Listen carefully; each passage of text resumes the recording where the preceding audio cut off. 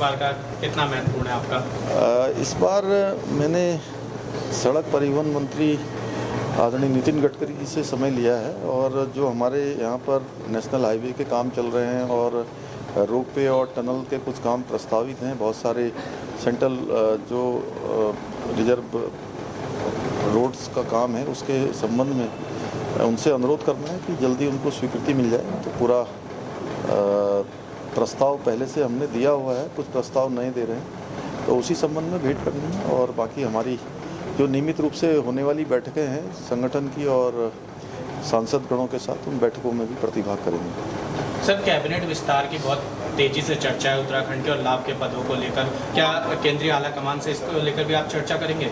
इस बार की बैठक केवल जो विकास के मुख्य बिंदु हैं उन्हीं से संबंधित है। सर, उत्तराखंड में लगातार बाढ़ और बारिश का कहर देखा जा रहा है, उसको लेकर भी यहाँ पर केंद्रीय नेताओं से कोई मुलाकात? पहले से चूँकि बाढ़ की स्थिति भी है और आपदा की स्थिति भी है, इन सब के संबंध में माननीय प्रधानमंत्री जी को और गृह मंत्री जी को पहले ही मैंने अवगत करवा दिया है। और हम लोग जो है यथासंभव राज्य की सरकार जो इस विषम परिस्थिति है, इस विषम परिस्थिति से पूरी तरह से जो भी लोग प्रभावित हो रहे हैं उनको सभी प्रकार से जो आवश्यक चीज़ें हैं उनको सुनिश्चित करने के लिए बिजली की लाइनें हैं, बिजली की लाइन है, पेयजल है, PMGSY की सड़कें हैं, नेशनल हाईवे है, मरीजों का उपचार है, 4 धाम यात्रा पर आने वाले लोग हैं, उन सभी के लिए क्योंकि जो ज़रूरी इंतजाम है उसको हम लोग सुनिश्चित कर रहे हैं। और पिछले दिनों हरिद्वार में भी बहुत बड़ा जल भराव हो गया जिससे काफ़ी लंबा क्षेत्र उसमें प्रभावित हुआ। 21,000 हेक्टेयर के लगभग जो है गन्ने की फसल पूरी तरह से प्रभावित हुई है।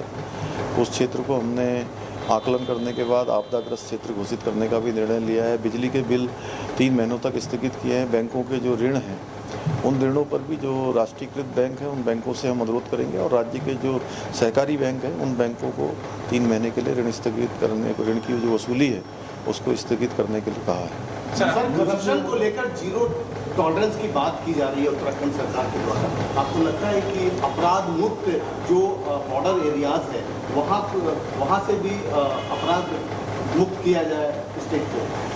अपराध मुक्त, भ्रष्टाचार मुक्त ये हमारा संकल्प है और उसको लेकर हम लोग काम कर रहे हैं।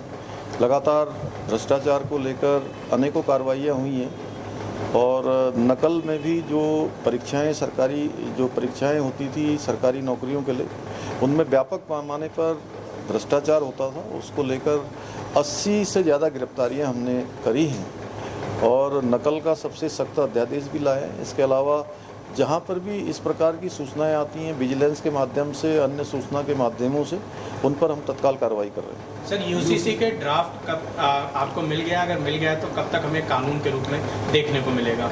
जल्दी ही मिलेगा, आप उसका इंतजार करिए, कुछ समय बाद मिल जाएगा। ड्राफ्ट मिल गया है सर कमेटी के माध्यम से? अभी ड्राफ्ट तैयार हो रहा है। लोकसभा चुनाव को लेकर के तैयारियां चर्चा करेंगे क्या मीटिंग में?